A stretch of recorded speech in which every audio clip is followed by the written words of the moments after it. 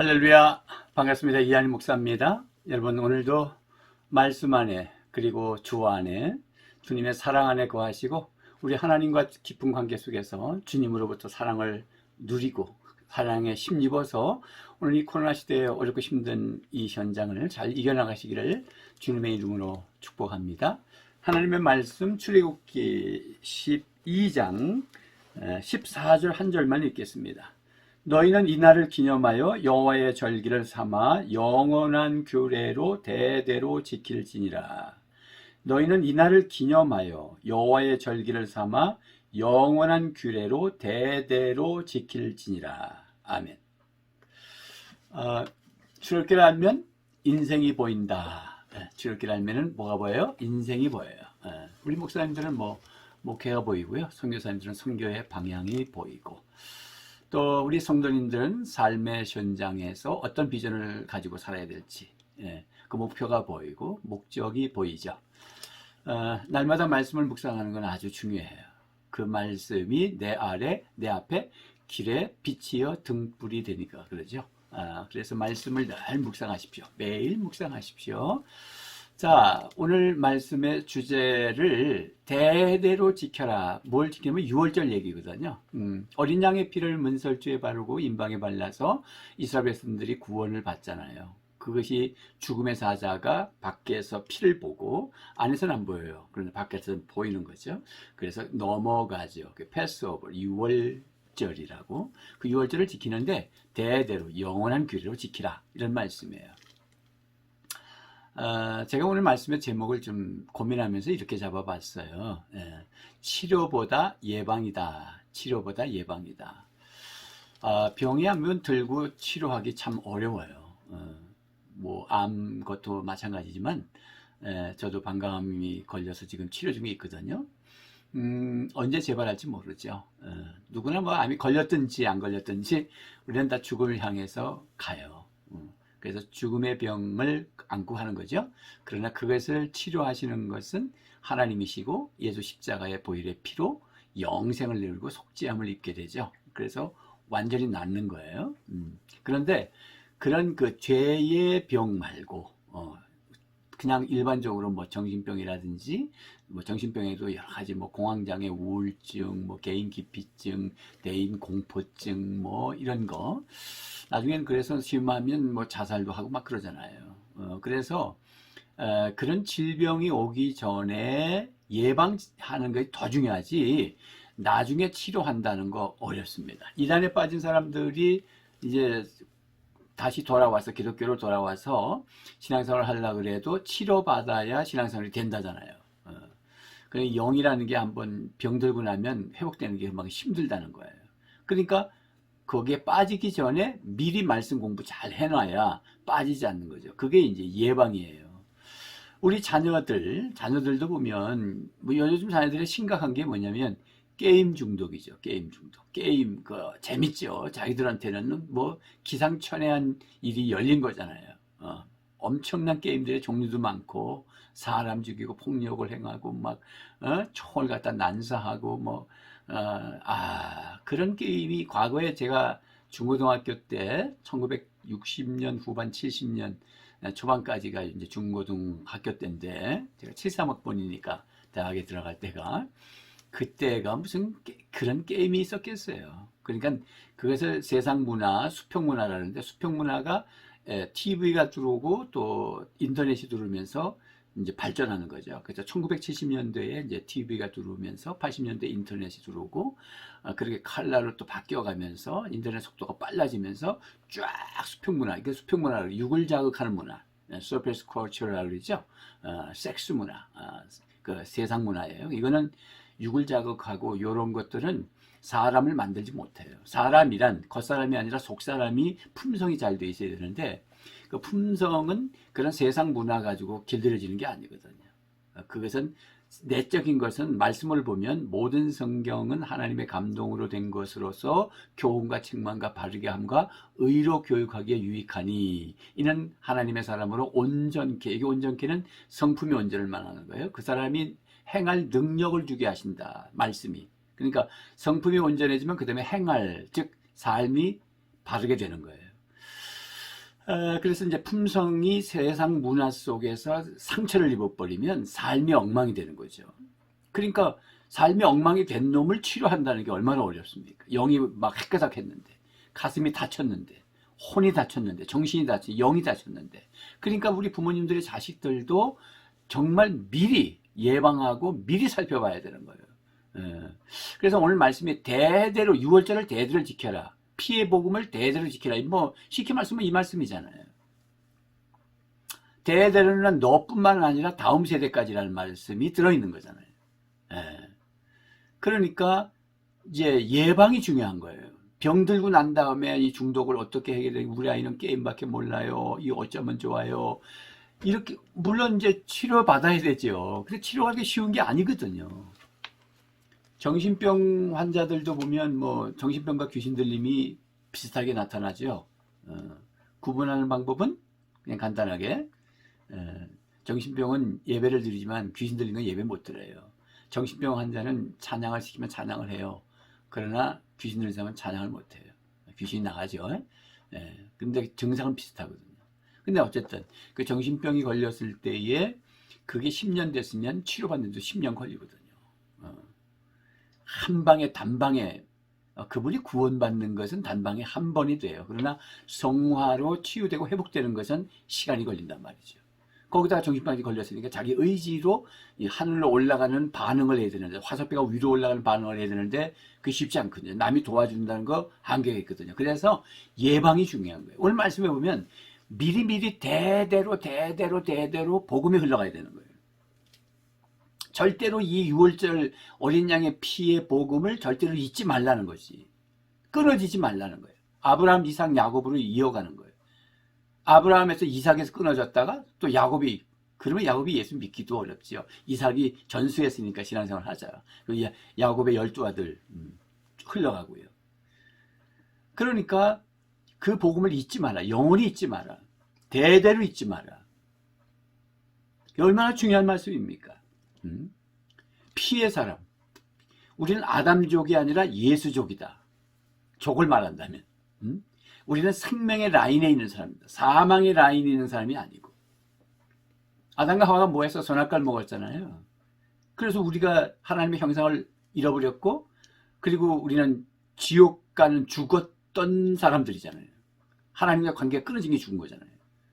그러니까 피의 복음이 유월절 어린 양 사건이 신분을 바꾼 거잖아요. 새로운 신분이죠. 하나님의 형상이 회복되고 하나님의 자녀가 되고, 이거 끊어지면 안 되잖아요. 그것이 영원히 이어지도록 해야 됩니다. 아니, 나야 살아봐야 100살인데 나 때까지 끊어지면 끊어지는데, 대대라는 말은 너 다음에 자식에게, 또 자식에게, 또 자식에게, 또 교회 안에 다음 세대에게, 또 다른 사람에게, 이거 함축된 거잖아요. 피의 복음은 나에서 끝나면 안 된다. 유통의 복음이라는 말씀을 제가 드렸습니다. 복음은 유통돼야 돼요. 그러나 또 이 복음도 가짜 복음이 있거든. 뭐 역사, 정치 복음. 예수가 뭐 자기들 정치하는데 막 쓰임을 뭐 정치가 부활해. 무슨 정치가 부활을 함부로 쓰는 겁니까? 예수님이 십자가에 주시고 죽은 지 3일 만에 부활하시고 우리가 예수를 믿으면 우리도 부활한다. 이건 구속사적인 의미지. 정치가 부활하고 그런 얘기하면 안 되죠. 정치적 예수 얘기하면 안 되는 거예요. 자기 막 그냥 입맛대로 갖다 붙이면 안 된단 말이에요. 그런 가짜 복음. 저도 그런 실수를 했는가 모르겠습니다만은, 우리가 목사님들이 설교를 할 때 예화를 들 때 말이죠.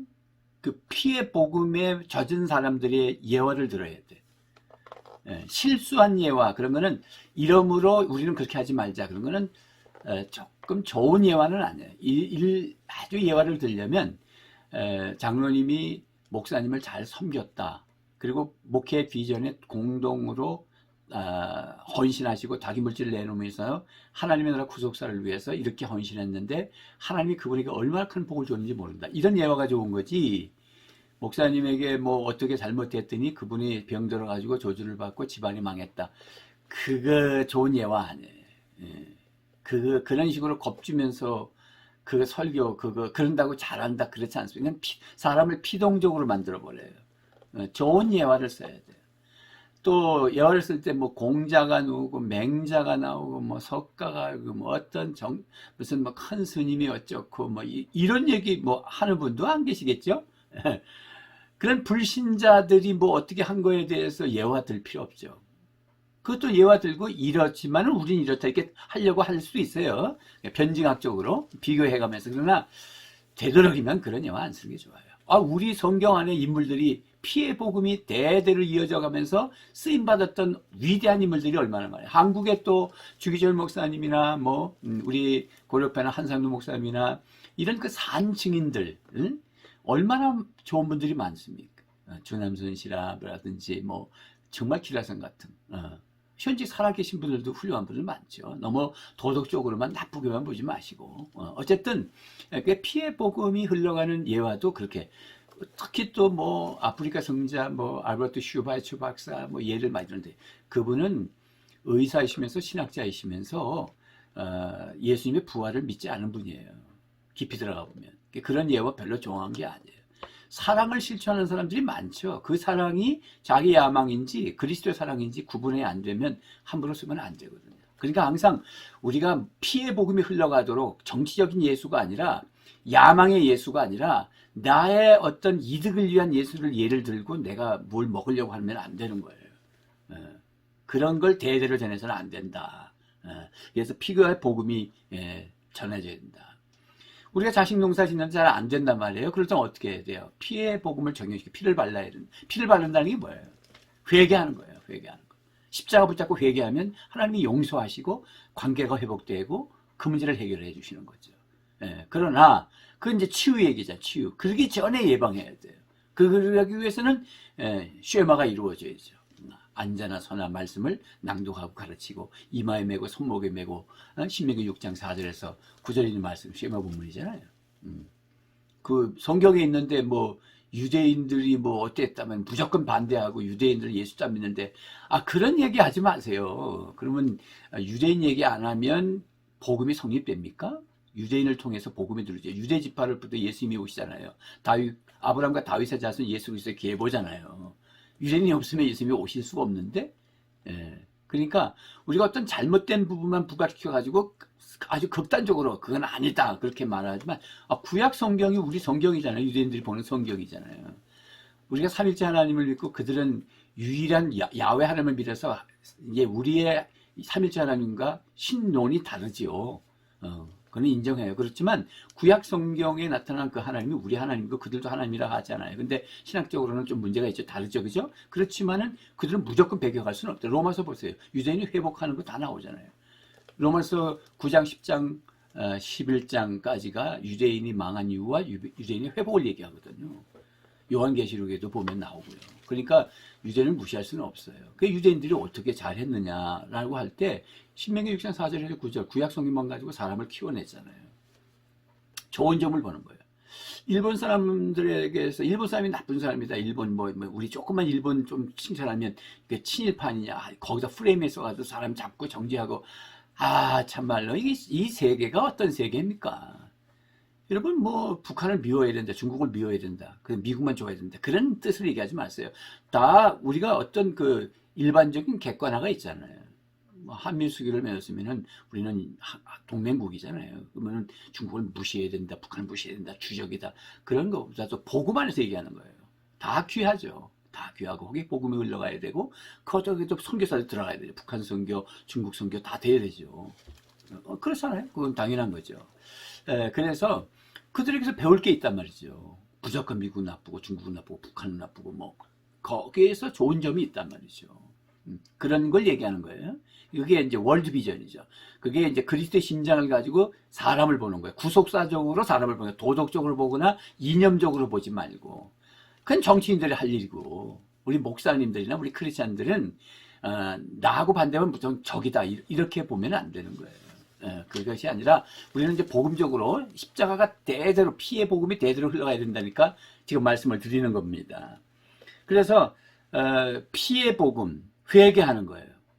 그러나 회개만 너무 자주 하지 말고 항상 무교병을 먹으라고 나중에 나옵니다. 그러니까 죄 없는 이제 떡이죠. 누룩이 없는 떡 먹으라고. 뭐냐면 죄를 짓지 말아야 되는 거지.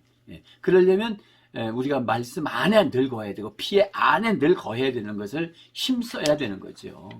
물론 뭐 우리가 완전하게 죄 한 번 안 짓고 살 수는 없지요. 그래서 우리가 이 컴퓨터를 말하면 삭제가 있죠. 리젝트 되고 아예 포맷을 하기도 하고, 또 뭐 발명가가 제일 훌륭한 발명을 한 것은 지우개다, 뭐 그런 얘기를 해요. 웃음의 소리죠. 지울 수 있다는 거죠. 리젝트 할 수 있다는 거. 예수님이 피해 복음을 전하고 또 그것을 우리가 바르고 회개하고 십자가 붙잡으면 다 리젝트하고 없던 일로 하면서 새로운 출발을 할 수 있잖아요. 얼마나 멋있어요. 그렇지만은 죄가 깊으면 그만큼 회개한다고 죄 용서받는다고 그래서 그 삶이 금방 변화되지는 않거든요. 깊을수록 오래 걸리거든요. 돌아간 길이 멀면 멀수록 돌아오는 것도 시간이 걸리는 거예요. 회개도. 이 입술로 회개하고 죄 용서받을 수는 있어, 단번에. 그러나 내가 경험할 수 있는 거는 금방 술이 안 끊어지거든요. 금방 그 게임이 안 끊어지거든요. 돌아오는 게 시간이 걸린단 말이지. 그러니까 그렇게까지 멀리 갈 때까지 왜 방치했냐는 거지. 그래서 제가 오늘의 말씀의 제목이 치유보다 예방이라는 말을 한 거예요. 그래서 주님이 오늘도 말씀이 대대로 끊어지지 않냐서, 아브라함, 이삭, 야곱 대대로 끊어지지 않도록 그렇게 하라는 거잖아요. 유월절을 안 지키면은 그건 구원받은 사람이 아니다. 유월절 안 지키면 그건 죽여라. 유월절 안 지킨다는 말은 뭐냐면 피의 복음을 바르지 않은 사람, 피 안에 있지 않은 사람이죠. 십자가 안에 없는 사람, 뭐 십자가 바깥에 있으면 안 되죠. 문설주에 이제 임방과 문설주에 바르고 그 다음에 그 안에 거하는 거잖아요. 안에, 피 안에 있어야 되죠. 피 바깥에 있는 건 죽는 거예요. 그게 애국 백성들이잖아요. 그러니까 우리는 유월절을 대대로 지키라는 말은 피 안에 있어라, 예수 그리스도 십자가를 붙잡고 있어라, 복음 안에 있어라, 그리스도 안에 있어라. 근데 오늘의 말씀의 주안점은, 지난 시간에도 제가 말씀을 드렸지만 오늘의 말씀의 주안점은 대대로라는 곳에 있어요. 그리고 자식들에게 미리 복음을 전하고 예수 안에 거하도록 말씀 훈련하고, 그래서 예방해놔야지. 얘들이 격기를 간 다음에 게임 중독이 된 다음에 세상 문화를 맛을 안 다음에 그 다음에 애들이 싸넘어지거든요. 게임을 많이 하면 그 폭력물을 계속 보는데 싸넘어지죠. 음란한 거 보면 음란한 생각을 하고 음란한 짓을 하거든요. 그리고 도둑질할 생각도 하고요. 봤으니까. 그리고 사람을 해하는 게 양심의 가책도 안 돼요. 김태현이가 그 사람은, 그 청년은 뭐 20대 초반이잖아요. 그런데 그 세 모녀를 죽이고서 3일 동안 시체 옆에서 있었다잖아요. 무서운 것도 없고 죄책감도 없고. 사이코패스가 그렇단 말이에요. 그게 남의 집 아이가 아니란 말이에요. 걔가 왜 그랬느냐? 수평 문화, 즉 육을 자극하는 문화 속에 게임 문화, 폭력물 뭐 그런 거에 심취돼 있으니까 그렇죠. 뭐 N방 무슨 방 그래가지고 다 구속당했잖아요. 나쁜 놈들이죠. 아유 죄송해요, 이거 나쁜 놈들. 아유 그냥 어떻게 그렇지만은, 아니 애들이 그렇게 망개진 게 뭐예요? 수평 문화가 예방하지 않은 거예요. 그 감옥에 넣은들 그게 치유가 되겠습니까? 거기서 교화도 하고 뭐 그러겠지만은, 예수를 믿는다고 해서 구원은 받고 죄 용서 받지만 그 인간이 성숙해지는 데는 시간이 걸리거든요. 그걸 우리 인정하셔야 된다. 그러니까 광야 생활이 필요한 거잖아요. 광야 홍해를 건너고 세례를 받고 광야 5대 광야를 지나고 그 다음에 시내에 나서 말씀 받고 그 다음에 성막에 가서 예배에 집중하게 만들고, 이게 이런 큰 과정을 겪는 게 이게 치유 과정인데, 430년 동안 노예 생활한 게 그 하루아침에 치유가 안 되기 때문에 그래요. 그게 예배가 중요해. 우리는 노예로 살지 말자는 거야. 대대로. 굉장히 중요한 거예요. 그래서 우리 할아버지 할머니도 시간 많잖아요. 은퇴하셨으면. 그러면 손주들 일부러 보러 다니세요. 시아버지, 시어머니가 오는 거 싫어한다고 며느리지만은, 좋게 하는 방법이 있다며. 자녀들에게 용돈도 좀 나눠주면서 다니면서 애들 말씀 가르치고. 왜냐면 대대로 이 피해 복음을 전수해야 되잖아요. 말씀을 전수해야, 신앙을 전수해야 되고 주님의 사랑을 전수해야 된단 말이지. 대대로. 망개진 다음에 가지 마시고. 물론 뭐 늦게 믿으셔서 자녀들 지금 안 믿고 손주들도 안 믿고 그런 집안이 있죠. 그러면 더 힘든 거죠. 얼마나 기도 많이 하셔야 되고 얼마나 답답하시겠어요. 알면 알수록 안타깝죠. 우리 자녀들에게 신앙생활 하지 못하고 어릴 적부터 믿음을 갖지 못했다는 게 너무 후회스럽죠. 이제 늦게 믿으시는 부모님들은. 그러나 먼저 믿으신 분들은 엄청난 특권을 가지고 있는데, 그 특권을 당신 그냥 은퇴 후에 그냥 즐기기나 하시고 세상을 누리기나 하시고 딴 데 바쁘고 살면 얼마나 산다고 그러고 있어요. 다음 세대에게. 그래서 다음 세대에게 가정에는 가정 예배가 회복돼야 돼요. 가정 예배가 뭐 그냥 어떤 아주 대단한 형식이 있는 건 아니잖아요. 그냥 항상 머릿속에 얘들에게 신앙을 전수해야 됐다는 생각만 하고 따뜻하게 대해주면서 천천히 이슬비에 어쩌도록 관심을 갖고 그렇게 하면 돼요. 그 다음에 교회에서는 이제 자녀들의 그 다음 세대에게 교회 교육이라는 게 얼마나 중요합니까? 근데 일주일에 한 번이거든. 에? 일주일에 한 번에 무슨 사람을 완전히 바꾸겠습니까? 무슨 주보나 전단지 뭐 이런 데 보면은 자녀들을 맡기십시오. 당신의 자녀를 책임지겠습니다.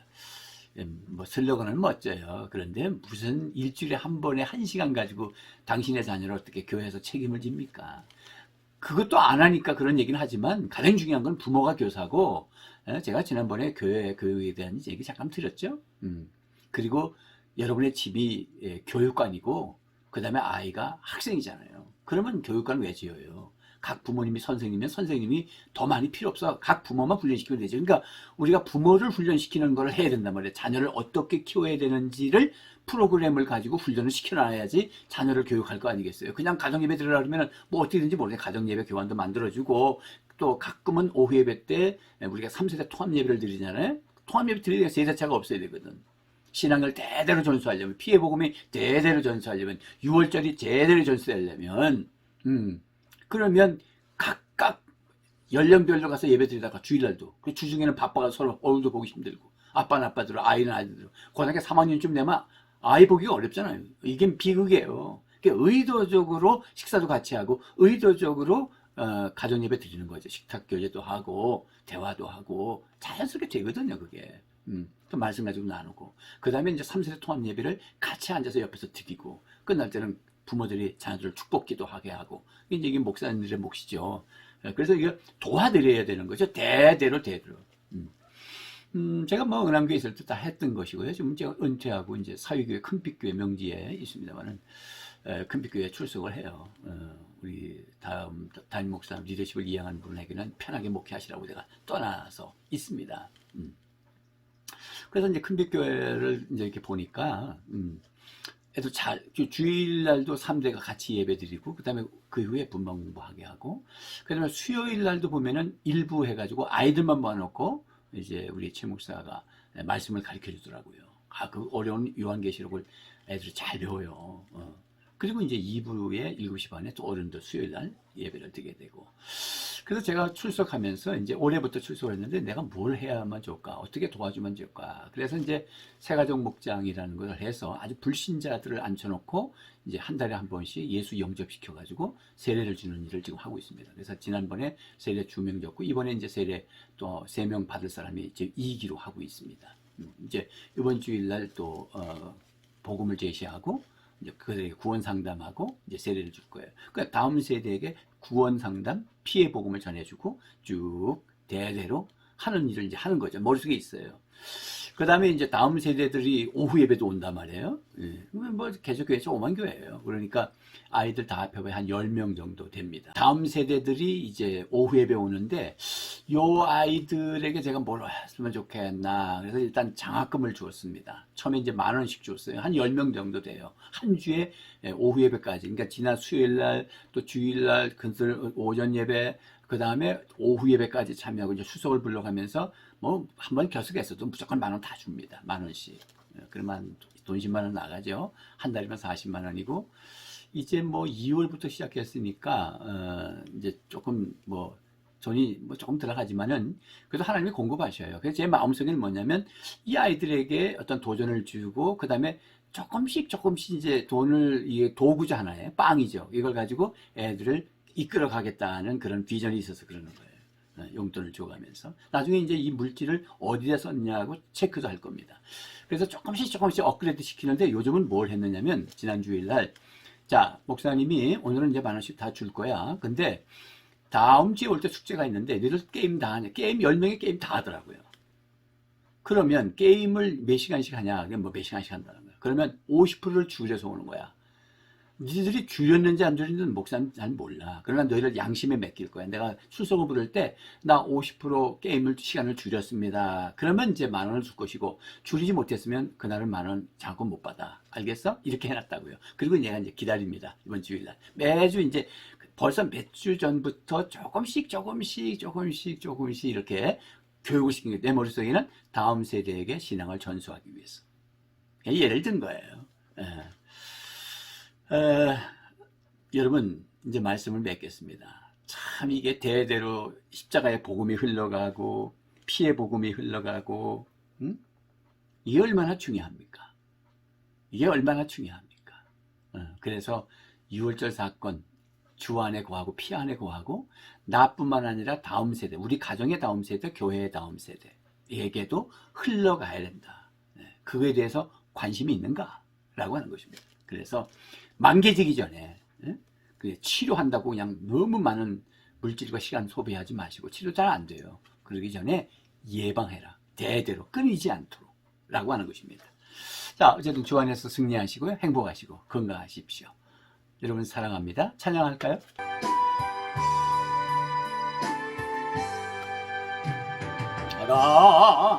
같은 죄인 살리신 주의 놀라워 이뤘던 생명 찾아고 광명을 얻었네. 건죄악에서 건지신 주의 고마워 처음 믿은 그 시간 귀하고 귀하다. 이제껏 내가 산 것도 주님의 은혜라. 또 나를 장차 본향에 인도해 주시리.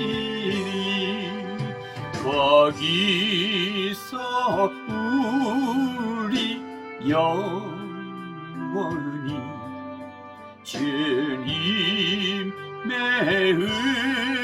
은혜로 해처럼 밝게 살면서 주 찬양하리라.